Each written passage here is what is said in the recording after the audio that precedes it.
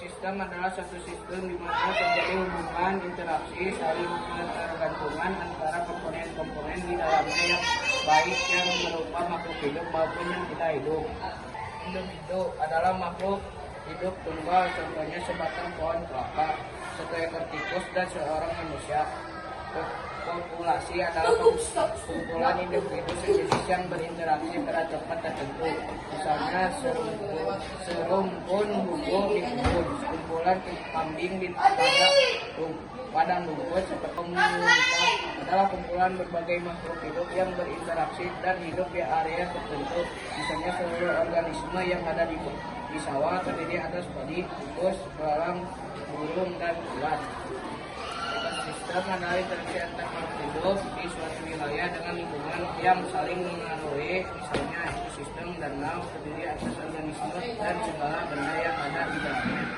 Bioma adalah ekosistem yang sangat luas dan memiliki vegetasi tumbuhan yang khas, misalnya bioma gurun, bioma tundra, dan bioma hutan yang tropis.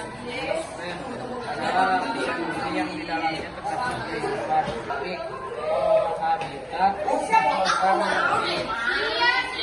aliran energi. Setiap makhluk hidup memerlukan energi untuk melakukan berbagai aktivitas kehidupan.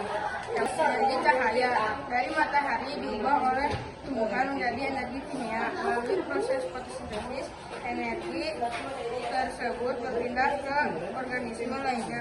Melalui proses rantai makanan, tumbuhan berperan sebagai produsen karena mampu membuat makanan sendiri. Melalui fotosintesis, adapun belalang, katak, ular, dan elang disebut konsumen karena mendapatkan makanan dari organisme lainnya. Nomor 3, daur biokimia. Air merupakan salah satu senyawa yang memiliki biologi daur.